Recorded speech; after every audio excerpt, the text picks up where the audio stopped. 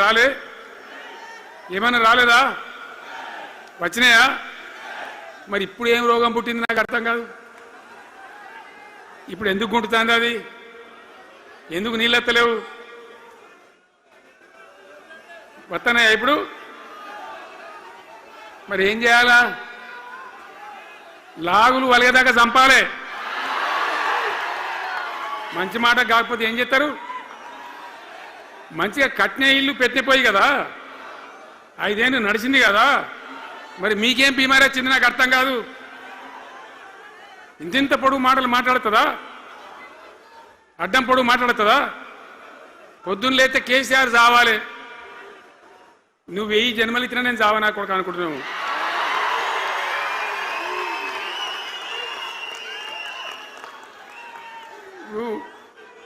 ఉట్టి మీద దాచిపెట్టింది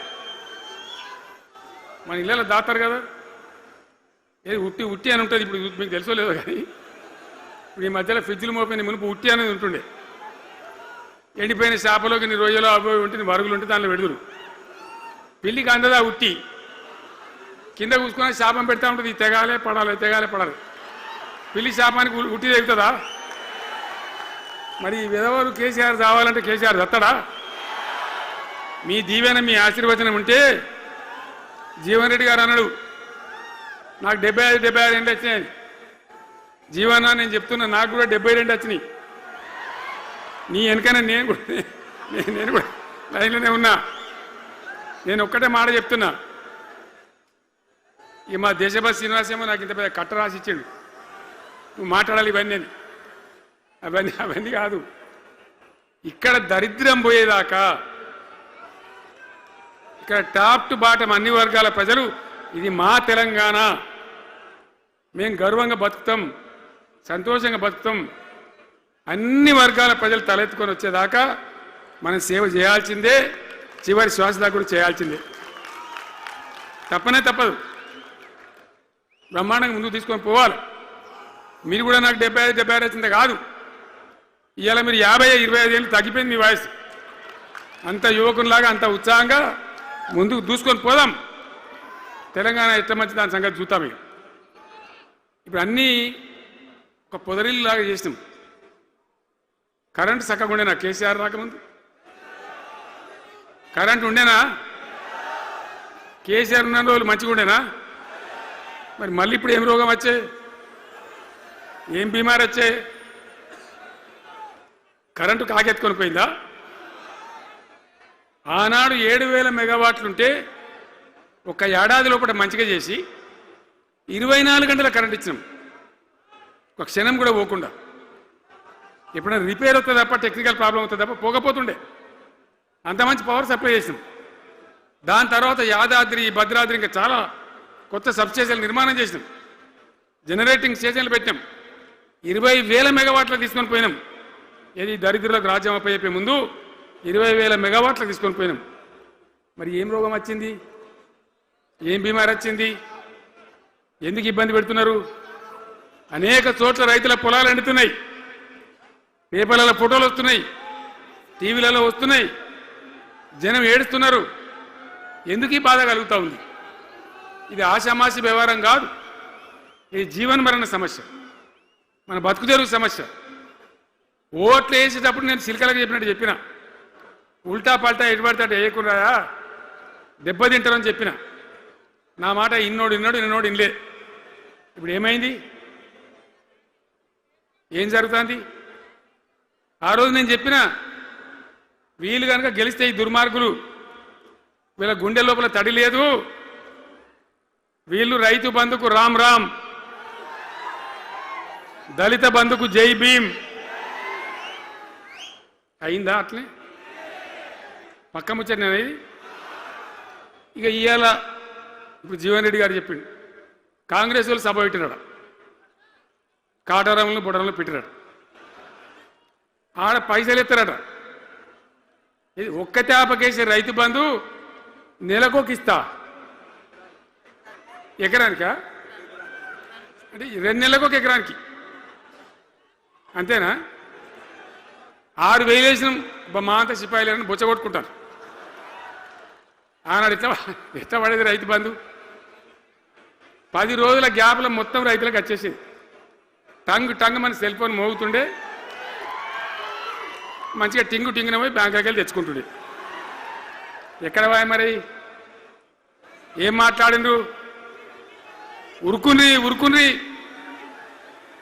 బ్యాంకులో పోయి 2 లక్షలు 3 లక్షలు లోన్ తెచ్చుకొని తెల్లారే ఆనాడే సంతకం పెడతాం, లోన్లన్నీ మాఫీ అయినాయా? ఇట్లా అడ్డగోలు నోటికొచ్చిన మాటలు చెప్పి, ఇష్టం వచ్చిన కథలు చెప్పి అర్రాసు పాట పడినట్ట. కేసీఆర్ 10,000 ఇస్తాడా, మేము 15 ఇస్తాం. పింఛన్లు 2,000 ఇస్తాడా, మేము 4,000 ఇస్తాం. వికలాంగులకు 4,000 ఇస్తాడా, మేము 6,000 ఇస్తాం అనే వరకల్లా మన వాళ్ళు మోసపోయింది. నేను చెప్పిన ఇది మోసంరా నాయన, గోసపడతాము, ఇది అయ్యేది కాదు, ఆర్థిక పరిస్థితి లేదు అని నేను చెప్పిన ఆ రోజే మీటింగ్లలో చెప్పిన. కానీ కొద్దిమంది ఆశపడితే ఏమైంది? 1.7%తో బీఆర్ఎస్ ఓడిపోయింది. మనం కూడా 39-40 ఎమ్మెల్యేలు గెలిచినాం. ఇంకో 10 మంది కొద్ది తేడాతోనే ఓడిపోయింది. అయితే 1.7% తేడాతోనే బీఆర్ఎస్ ఓటమి పాలైంది. సరే, మంచి మాట. మరి వచ్చిన ప్రభుత్వం పనిచేయాలి కదా, వాళ్ళకు కూడా అవకాశం ఇవ్వాలి కదా. సరే, మన దాంట్లో వాడవిడ కొంత దుంకులాడినా నేను మాట్లాడలే, నీ బయటికి రాలే, తక్కువ 1-2 సార్లు తప్ప రాలే. వాళ్ళకు కూడా ఛాన్స్ ఇవ్వాలి, అవకాశం ఇవ్వాలి. మనం ఎక్కసంతో ఉండొద్దు, చేయని ఏం పరిపాలన చేస్తారో చేయని, మంచిదే కదా అని చెప్పి అనుకున్నాం. మరి ఏమైతుంది? ఎక్కడ చూసినా చిల్లర మాటలు తప్ప ఒక్కటంటే ఒక్కటన్నా నిర్మాణాత్మకమైన కార్యక్రమం ఉందా? ఒక్కటన్నా ఏదైనా గొప్ప స్కీమ్ మొదలుపెట్టినరా? ఒక పొదరిల్లులాగా వడ్డించిన విస్తరలాగా తెలంగాణ మీకు అప్పచెప్పింది. ఎన్నిట్లలో నంబర్ 1 తెలంగాణ. మంచినీళ్ళ సప్లైల నంబర్ 1, కరెంటు సప్లైల నంబర్ 1, పర్ క్యాపిటల్ తలసరి ఆదాయంలో నంబర్ 1, రాష్ట్ర స్థూల ఉత్పత్తి జిఎస్డిపిల నంబర్ 1. ఎన్నిట్లలో కేంద్ర అవార్డు రావాలి. అంత బాగా చేసిన తెలంగాణ 2.5 ఏళ్లలో ఇలా ఎవ్వని మాట్లాడించినా రైతులను మాట్లాడితే గొడవ వైడుతున్నారు. నాశనం అయిపోయిందన్న, చెడగొట్టుకున్నాం, మా చెప్పుతున్నాం, మేమే కొట్టుకుంటాం ఓటున్న వాళ్ళు కొంతమంది బాధపడి. ఎందుకు? ఎంత మంచిగా కడుపులో చల్లగదలు కూడా రైతులకు ఎట్లుండే, ఎంత బాగుండే. కరెంటుకు బాధ ఉండేనా, నీళ్ళకు బాధ ఉండేనా? యూరియా బస్తాలు ఇయ్యే శాతం అయితే లేదా ఈ ప్రభుత్వానికి? యూరియా బస్తాలు రాబోయంటే యాప్ పెట్టినే ఉంటాడు. దుకాణంలో లేకపోతే యాప్లోకి వెళ్తాయా? ఈ దమ్ముంటే తెచ్చి దుకాణంలో పెట్టాలి, కానీ ఆ యాప్లు పట్టుకొని తిరిగితే కాళ్ళకు వాపులు వస్తాయి. బస్తాలు మాత్రం దొరుకుతలేవు. నిజమేనా నేను చెప్పేది? యాడ చూసిన ఎరువు బస్తాలు కూడా శాతం కాదు ఆఖరికి. అంతకుముందు కాంగ్రెస్ గవర్నమెంట్ ఉన్నప్పుడు అట్లే ఉండే, పోలీస్ స్టేషన్లో పెట్టి అమ్మిండ్రు యూరియా బస్తాలు. ఇవాళ మళ్ళా చెప్పుల లైన్లు, కాళ్ళకు వాపులు రావాలి. ఆటో రిక్షానికి చెప్తే 10 బస్తాలు వేసిపోరాబోయంటే పొలం కాడ వచ్చి ఎత్తుండే. ఇలా యూరియా కోసం ఇంత బాధన? ఇది ఎంత అసమర్థమైన ప్రభుత్వం, ఎంతగాని శాతగాని ప్రభుత్వం. అన్నిటికీ బాధనే కదా. బంగారం లాగున్న రైతులు ఎంత ఆనందంగా ఉండే. వానాకాలం పంటలు పండితే తడిసిన ధాన్యం కాడికెళ్ళి కొని మొత్తం బ్రహ్మాండంగా రైతులకు డబ్బులు బ్యాంకులు వేసేది, మధ్య దళారు లేకుండా. మా గంగుల కమలాకర్ వేసేది, చేయి మీద కూర్చున్నాడు సివిల్ సప్లైస్ మినిస్టర్గా, కొట్లాడి తీసుకుపోయి వేసేది. రైతులకు ముందుగా పోవాలి, వాళ్ళు పోయి మళ్ళీ సెకండ్కి పని చేసుకోవాలి. ధాన్యం అమ్మిన డబ్బులు వచ్చేది, ఇటు రైతు బంధు పైసలు వచ్చేది. రైతులు మోతాదు లేకుండ్రి, మంచిగా పనిచేసుకున్నారు. ఇప్పుడు ఏమైంది? ఎరువు కావాలంటే యాపు, రైతు బంధు కోసం మొగులు చూడాలా, అది నెలకో ఎకరానికి వస్తుంది. ఇప్పుడు జగిత్యాల కేసీఆర్ సభ అంటే మళ్ళీ ఇలా పైసలు విడుదలన్నట్టు. రైతు బంధు రావాలంటే మళ్ళీ సభ పెట్టన్నా ఏంది? 3వ కిస్తీ రావాలంటే మళ్ళీ ఏమన్నా కేసీఆర్ సభ పెట్టాలి ఇక, అంతేనా? ఇది ప్రభుత్వమా? ఒక 75,000 కోట్లు ఇచ్చినాం మనం రైతులకు, 75,000 కోట్లు. పల్లరాజశేఖర గారు ఉన్నాడు ఎక్కడో పోయినప్పుడు రైతు బంధు అధ్యక్షుని ఉండే రాష్ట్రానికి ఎమ్మెల్యేగా లేకుండే ఈయననే నిలబడేపించింది 73,000 కోట్ల పైచీలకు డబ్బులు అనాయాసంగా సునాయాసంగా రైతు ఖాతాలకు పంపించింది. ఇప్పుడు ఏం రోగం వచ్చింది, ఏం బీమారి వచ్చింది? అచ్చా ఇంకో మాట మీరు నాకు చెప్పాలి. ఈ కాంగ్రెస్ సిపాయిలు ఏం మాట్లాడదు ఎలక్షన్లో? కేసీఆర్ అంటాడు చక్కగా చేస్తలేడా? మేము చాలా సిపాయిలము, చాలా అనుభవం ఉన్న పార్టీ మాది, బ్రహ్మాండంగా చేస్తాం, మీకు 6 సందమామలు 7 సూర్యులు పెడతామన్నారు అన్నారు కదా, ఆయన నరికిరు కదా. ఇలా రాష్ట్ర ఆర్థిక ఆదాయం ఎందుకు దిగజారిపోయింది? దయచేసి ఆలోచన చేయండి. కేసీఆర్ ఉన్నప్పుడు రియల్ ఎస్టేట్ ఎట్లా ఉండే, రైతుల భూముల ధరలు ఎట్లుండే, హైవే పక్కకుంటే 2 కోట్లు 3 కోట్లు, డాంబర్ రోడ్ పక్కకుంటే ₹1,00,00,000 ధీమా ఉండే రైతులకు. ఇంట్లో అమ్మాయి ఇందులో పెళ్లి చేయాలంటే పావడంత అమ్మి చేత పోవా, వాళ్ళ దగ్గర అమ్మి చేత బిల్డింగ్ కట్టుకుంటా. ఈరోజు అమ్మేటోడు ఉన్నాడు కానీ కొనేటోడు లేడు. నిజమేనా ఈ మాట? నిజమా కాదా? ఏమైంది మరి? ఏం రోగం వచ్చింది? రాష్ట్రంలో ఏ వాళ్ళు మాట్లాడించినా, ఎవరిని అడిగినా ఇదే బాధ. ఈ విధంగా రైతుల భూముల ధరలు పడిపోయినాయి, రాష్ట్ర ఆర్థిక పరిస్థితి పడిపోయింది, మంచినీళ్ళకు గోసపడాలి, రైతాంగం అన్నిటికీ గోసపడాలి.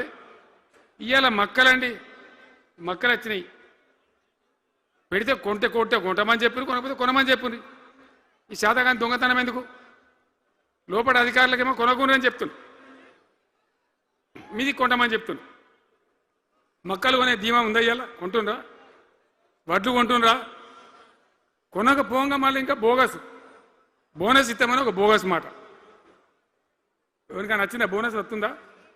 వాటిదే బోనస్, అంత బోగస్. ఈ విధంగా పంట వేసిన కాడ నుంచి పంట కొనుగోలు దాకా బీఆర్ఎస్ ప్రభుత్వం అన్న నిలబడ్డది, రైతులకు తోడుగా నిలబడ్డది, రైతులను ఆదుకున్నది. ధాన్యం తడిసిపోతే కూడా కొన్నది. కానీ ఇలా రైతాంగం అంతా ఆగమాగం. రైతు బంధు ఎప్పుడవుతుందో తెలియదు, ధాన్యం కొనరో తెలియదు, కొంటే పైసలు తొందరగా వస్తాయో రావో తెలియదు. చాలా సతమతమవుతున్నారు. రైతులను మాట్లాడితే చాలా తప్పు చేసుకున్నాం సార్, పొరపాటు అయిపోయింది అని బాధపడుతున్నారు. చేనేత కార్మికులు మంచిగుండ్రి, మళ్ళీ వాళ్ళ ఆత్మహత్యలు స్టార్ట్ అవుతున్నాయి. వాళ్ళకి ఇచ్చే ఆర్డర్లన్నీ బంద్ చేసిండ్రు, ఇంకెవరికి ఇస్తారట కమిషన్ల కోసం, అది వాళ్ళని అవస్థ పెడతా ఉన్నారు.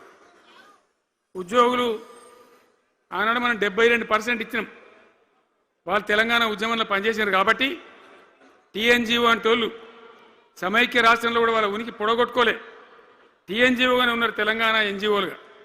కాబట్టి వాళ్ళని గౌరవించి గుర్తించి బ్రహ్మాండంగా 72% పీఆర్సీ ఇచ్చినాం. ఇలా ₹7 ఇచ్చిండ్రా, 7% అని ఇచ్చిండ్రా? ఏమైంది? ఏం బీమారైంది? ఎంతమందిని మోసం చేస్తారు? ఆఖరికి వస్తే పరిస్థితి ఏంది? ఇలా రాష్ట్రంలో రిటైర్డ్ ఉద్యోగస్తులకు కూడా వాళ్ళకి రావాల్సిన బకాయి, వాళ్ళు దాచుకున్న డబ్బులు వీళ్ళు ఇచ్చే మెహర్బానేం లేదు, ఆ డబ్బులు కూడా ఇచ్చే పరిస్థితి లేదు. ఆటో రిక్షా కార్మికులు మాట్లాడితే అన్న ఈరోజు పనికి మాలిన ఫ్రీ బస్సు పెట్టినారు, మా పుట్ట కొడుతున్నారు, మేము నాశనం అయిపోయినారు, వాళ్ళు ఏడుస్తూ ఉన్నారు. పిల్లలకు అది నేమ్ పెట్టలే. ఆయన కాంగ్రెస్ ముఖ్యమంత్రి అయినా రాజశేఖర రెడ్డి గారు ఉన్నప్పుడు పెట్టిండు, ఇది ఫీజు రియంబర్స్మెంట్ అనే స్కీమ్. మంచి లాభం జరిగింది, నేను దాన్ని కొనసాగించిన. ఇలా మొత్తం బీసీలకు ఎస్సీలకు పిల్లలందరికీ ఫీజు రియంబర్స్మెంట్ రాక 10-12 వేల కోట్ల బకాయిలు పెడితే వాళ్ళు ఆగం, వాళ్ళు రోడ్డున పడరు. కోర్టుకు పోతే పిల్లల దగ్గర వసూలు చేసుకోని చెప్పి కోర్టులు చెప్తా ఉన్నాయి.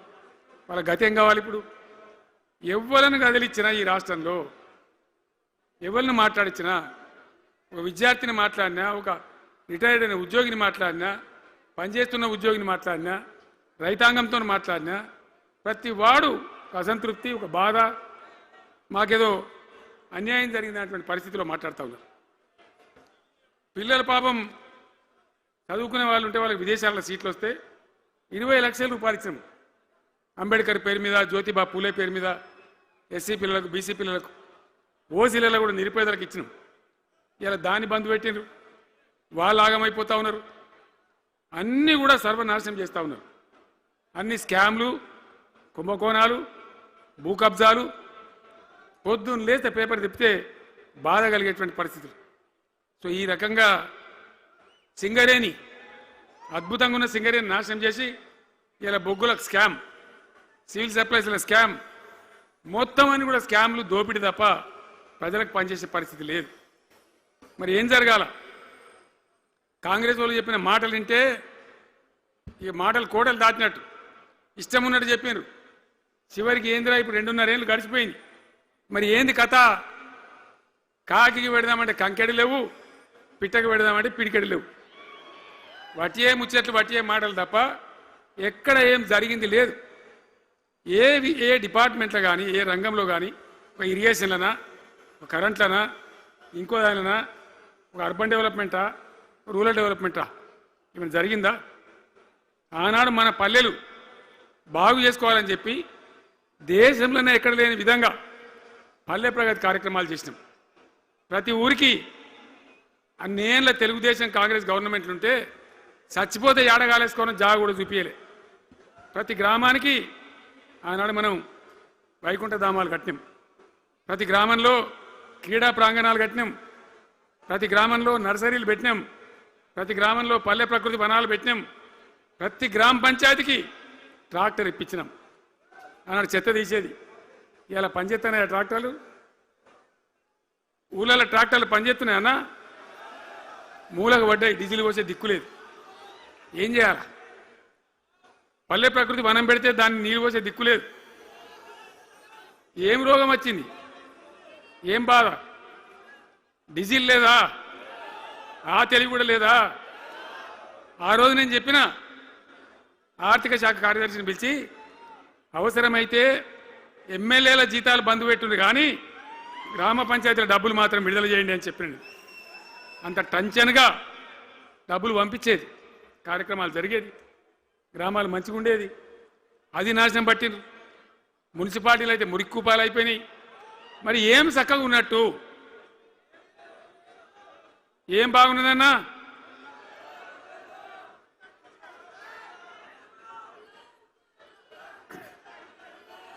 అందుకే జీవన్ రెడ్డి గారు లాంటి సీనియర్ నాయకుడు, అనుభవం ఉన్న వ్యక్తి నోటికెళ్ళి ఏం మాట వచ్చింది? కాంగ్రెస్ పోవాలి, బీఆర్ఎస్ రావాలి. ఎందుకు వస్తుంది ఆ మాట? వటిగానే వస్తుందా? బాధ్యత లేకుండా వస్తుందా?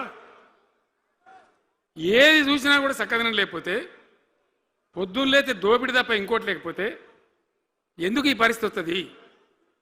రాష్ట్ర ఆర్థిక పరిస్థితి నాశనం, ఉద్యోగస్తులు ఆగం, రిటైర్డ్ ఉద్యోగస్తులు ఆగం, విద్యార్థుల జీవితాలు ఆగం, ఆటో కార్మికుల జీవితాలు ఆగం. ఎవరు చక్కగా ఉన్నాడు? సంతృప్తి ఎవరున్నారు? ఏం జరుగుతూ ఉంది? ఇది ఈ రాష్ట్రంలో ఉన్న పరిస్థితి. ఇక నేను చెప్పానంటే తెల్లారిదాకా చెప్పచ్చు. నేను ఒకటే మీద మనవి చేస్తూ ఉన్నా, ఖచ్చితంగా మళ్ళీ ఎట్టి పరిస్థితులలో ఎవరు ఏమన్నా సరే ఖచ్చితంగా రావాలి. ఇంకా ఈ అందానికి ఒకటి బోడముండ హైడ్రాని తెచ్చిపెట్టింది. దానికి ఆ హైడ్రాకు ఆ పిసిసి ప్రెసిడెంట్ అనుకుంటాడు ఆయన, కాంగ్రెస్ కమిటీ అధ్యక్షుడు, ఆయన నిజామాబాద్లో పోయి చెప్తుండు, హైదరాబాద్లో హైడ్రా, నిజామాబాద్ కూడా తెత్తాం బిడ్డ, నిజామాబాద్లో నిడ్రా, రేపు జగిత్యాలలో కూడా జిడ్రా అంటాడు. ఇక అది ఏం కావాలి? మొత్తం పేదల కొంపలని కూల్చుడేనా? కేసీఆర్ రాజ్యానికి వచ్చినప్పుడు 3.5 లక్షల మందికి పేదలు ఎక్కడ ఉన్నారో అక్కడనే పట్టాలు ఇచ్చినాం. వాళ్ళని ఆగం చేయకుండా పాపం గరీబోళ్ళు 3.5 లక్షల కుటుంబాలకు హైదరాబాదు చుట్టుపక్కల వేరే పట్టణాల్లో కూడా పట్టాలు ఇచ్చిన వాళ్ళని బతకనిచ్చింది. ఇలా ఏం కూలగొట్టుడు? అది పుస్తకాలు కూడా తీసుకుని పోరాటాలు చదువుకునేటి అంతే గిరితమా? నేను ఒక్కటే మాట మనం చేస్తా ఉన్నా, గ్యారంటీగా బీఆర్ఎస్ గవర్నమెంట్ వచ్చేది ఖాయం. మొట్టమొదటి రోజులనే ఈ ఐటాంటోని ఎత్తి అవతల వరేస్తామని చెప్పి నేను మనం చేస్తా ఉన్నా. తీసేయన్న దాన్ని, ఐటాన్ తీసేయనన్నా? పక్క మాటనా? మళ్ళా మొదలు పెట్టినా? మళ్ళా మొదలు పెట్టేది ఇక జరాగు 5 నిమిషాలు అది అయిపోతుంది. హైడ్రాని పీకేసి మొదటి సంతకంతోనే తీసి చెరువులో వాడేస్తాం దాన్ని. ఇప్పుడు మనం చేయలేం 46,000 చెరువులు మంచిగా చేసినాం. ఏమన్నా గుడిసె కూడా కొలగొట్టినామా, ఇల్లు కూడా కొట్టినామా? ఇదేమి ఇచ్చేంతరం నాకు అర్థం కాదు. మూసి అని దాని ఎంబడి వాడారు, దానికి ఆడ గరీబులు ఉంటారు పాపం. మూసి ఎంబడిన గరీబులను వాళ్ళని ఏమి ఏడిపించడు? పొద్దున్న లేతే వాళ్ళు నిద్రపోకుండా వాళ్ళ కంటి మీద కొనుక్కు లేకుండా అది ఎవరు చేసే ప్రాజెక్ట్ అయ్యేది కాదు, పీకేది అవుతుందా? 15,000 ఇల్లు కూడా కొడతారట. ధర్మమేనా అది? ఈ రకంగా ఇప్పుడు పనికి మాలిన హైడ్రా తెచ్చి మూసి అది చేయాలి, మూసి మంచిగా చేయాల్సిందే వద్దనే వాడు అన్నాడు. అన్ని వేల ఇల్లు కూడా కొట్టడం ఎందుకు నాకు అర్థం కాదు. అలా ఏం లేదు, భూములు కబ్జా పెట్టే రియల్ ఎస్టేట్ దందా తప్ప దానిలో ఏం లేదు. మూసి ప్రజల కోసం కాదు, నగర ప్రజల కోసం కాదు, ఈజీగా చేయగలిగిన దాన్ని, మామూలుగా చేయగలిగిన దాన్ని నాశనం బట్టి దాన్ని కథం పడతా ఉన్నా. ఏది చూసినా కూడా ఒక రకమైన దోపిడీ, ఒక రకమైనటువంటి గుండాగిరి, అరాచక వ్యవస్థతో ముందుకోతున్నారు తప్ప ప్రజా సంక్షేమాన్ని కాంక్షించి ఒక్క స్కీమ్ కూడా రాలే. ఇరిగేషన్ ప్రాజెక్టులు అన్ని పండబెట్టిరు. ఏం రోగం? ఒకనాడు కాకతీయ కాలువ మీద, మన వరద కాలువ మీద మోటార్లు పెడితే ఏం కోసాది? మా శంకరెడ్డి చెప్తా ఉండే ఇంతకుముందు, 1000 మోటార్లు పెట్టుకుంటే వచ్చి కోసుకపోదురు, లారీలు మోటార్లు ఎత్తుకపోదురు. ఇదే వరద కాలువ మీద కేసీఆర్ నన్ను రోజులు ఎవడన్నా మాట్లాడిందా? మాట్లాడలే. చివరికి ఏం చేసింది మీరు మంచిగా వినాలే. వీళ్ళు మామూలు పని చేస్తలేరు, మన జీవితాలకే బాంబులు పెడుతున్నారు. ఆ రోజు కూడా నరేంద్ర మోడీ ప్రధానమంత్రిగా ఉండే ఆయన ఏం చేసిండు? కరెంటు మోటార్లకు మీటర్లు పెట్టాలి, నువ్వు పెట్టాలి కేసీఆర్ అని నా మీద ఒత్తిడి. నేను చెప్పిన నా పానం పోయినా సరే సచ్చినా సరే నేను మీటర్ పెట్టా అని చెప్పిన. పెట్టలే. 30,000 రూపాయలు కట్ చేస్తే నీకు అన్నాడు, కట్ చేసిండు. రాష్ట్ర ప్రభుత్వానికి వచ్చేటువంటి ఆదాయం 30,000 కోట్ల రూపాయలు వదులుకొని కూడా తెలంగాణలో నేను కరెంటు మీటర్ పెట్టనియలే. నేను ముఖ్యమంత్రి ఉన్నాను రోజు. ఇవాళ ఏం చేసింది తెలుసా వీళ్ళు మీకు? మీకు తెలియలే, మీరు అమాయకులున్నారు. ఢిల్లీకి పోయి ఒప్పుకున్నారు. ఒప్పుకొని ఏం చేశారు? అయ్యా బాంచని మీటర్లు పెడతాము, మాకు ఆ పైసలు అయింది, కేసీఆర్ వద్దన్నాను కదా మేము తీసుకుంటాము అని ఆ డబ్బు తీసుకొని వీళ్ళే ఈ గవర్నమెంట్ పోయి సంతకం పెట్టి ఇప్పుడు మొదలైతే ఇక ఇప్పుడు వస్తాయి మీటర్లు. ఎదుర్కొందామా? మీటర్ల ఎదురుపాటును యుద్ధం చేద్దామా? కొట్లాడదామా? ఏమన్నాం మనం? నాకు అర్థం కాదు. రైతులు మంచిగా ఉండాలి, వ్యవసాయం మంచిగా ఉండాలి, పల్లెలు బాగుండాలి, వృత్తి పనులు బాగుండాలి. ఇప్పుడు యాదవులకు ఒక గొర్రెలు ఇప్పించారు. ఇప్పుడు వస్తున్నాయా గొర్రెలు? వినబడతలేదు. బంద్ అయినాయా? ఎందుకు బంద్ అయినట్టు? మరి దానికి ఏం రోగం వచ్చే? మరి ఎవరికి ఇచ్చినట్టు? చేపలు పట్టే వాళ్ళ కోసం చేప పిల్లలు వేసినాం, ఇప్పుడు వేస్తాను రా. మరి ఎవరికి చేసినట్టు? వృత్తి పని వాళ్ళకు ఉండదు, ఎవరికి ఉండదు. బీడీ కార్మికులు ఉన్నారు, నాకెవ్వరు దరఖాస్తు ఇయ్యలే, ఎవరు అడగలే. అప్పుడప్పుడు మా తులమ చెప్పేది, అన్న వాళ్ళ పరిస్థితి బాగుండదు పేదరికంలోనని చెప్పేది. మా అంతరం మేమే ఆలోచించుకొని బీడీ కార్మికులకు పెన్షన్ తెచ్చినాం. మొత్తం భారతదేశంలో ఏ రాష్ట్రంలో ఇస్తారా? వాళ్ళకి పెన్షన్లు పెంచుతామని ఎగబెట్టినరా? వాళ్ళకు కాదు, ఎన్ని ఆశలు. ఇంట్లో ఉన్న ఆడపిల్లకు 5 లక్షలు మహాలక్ష్మి అని పేరు పెట్టి 2,500 నెలకిస్తామని ఇచ్చిండ్రా? రూపాయి వచ్చిందా? అట్లా ఎన్ని? 6 గ్యారంటీలు, 420 హామీలు. స్కూటీలు ఎక్కడ వాయే? స్కూటీల్లో మనలే, ఇంకా స్కూటీలు ఎక్కడి? ఏమన్నా నచ్చినాయా? మరి నేను ఏమంటున్నా అంటే దయచేసి మీరు ఆలోచన చేయాల్సింది, ఇలా ఈ సభలో మాట్లాడుతున్నా మీరు వింటున్నాను కాదు, యావత్ తెలంగాణ వింటున్నది. తెలంగాణ ప్రజలందరికీ నేను కోరుతాను, నేను చెప్పిన నిజమా అబద్ధమా? ఏం జరుగుతూ ఉంది తెలంగాణలో? ఈ సందర్భంలో ఖచ్చితంగా ప్రజల మంచిని కోరే ప్రతి వాళ్ళు ఒకటి కావాల్సిందే, మళ్ళా తెలంగాణ పునర్నిర్మాణ యజ్ఞం మళ్ళా ప్రారంభం కావాల్సిందే. దాన్ని ఎవడు ఆపలేడు. జర గాచారం బాలేకపోతే దెబ్బతింటాం, అంత మాత్రం చేత ఆగిపోతామా? ఊకుందామా? పోరాటం చేయాల్సిందే, వీళ్ళని నిలదీయాల్సిందే. ఖచ్చితంగా తెలంగాణ పునర్నిర్మాణ ప్రక్రియ ఆ యజ్ఞం మళ్ళా ప్రారంభం కావాల్సిందే. తెలంగాణ ప్రజలు గెలిచి నిలవాల్సిందే. మొత్తం ప్రాజెక్టు పండబెట్టినండి. పాలమూరు ఎత్తిపోతల పథకం 90% పూర్తి చేసింది. కొద్దిపాటి డబ్బుతో అయిపోతుంది. వలసల జిల్లా, కరువు జిల్లా వాళ్ళ నాశనం పట్టిండ్రు. అన్ని అబద్ధాలు. ఒక్కటి కూడా ఒక క్రియాన్వితమైనటువంటి ప్రజలకు పనికొచ్చేటువంటి ఏ రకమైన నిర్మాణాత్మక పని లేకపోగా కూల్చివేతలు, కాల్చివేతలు, పోలీస్ దాడులు, ఎవడన్నా ఎదురుగా మాట్లాడతామని పట్టుకపోవడు. ఇది రాజకీయమా? ఈ రకమైన కథన. దయచేసి మీ అందరితోని నేను కోరేది ఒకటే. చాలా సంతోషం, నేను జగిత్యాలకు వచ్చిన సందర్భంలో జీవన్ రెడ్డి గారు వెంట మీరు తండోపతండాలుగా తరలి వచ్చారు. సభలో ఉన్నదానికంటే బయట చాలా ఎక్కువ మంది ఉన్నారు. మేము రాగా చూసిన తోవలో చాలా చీరి చేస్తూ ఉన్నారు. మీరు వచ్చిండ్రు. మీ అందరికీ మళ్ళొక్కసారి నేను స్వాగతం చెప్తా ఉన్నా. జీవనన్నతో పాటు బ్రహ్మాండంగా పనిచేద్దాం, ముందుకు పోదాం.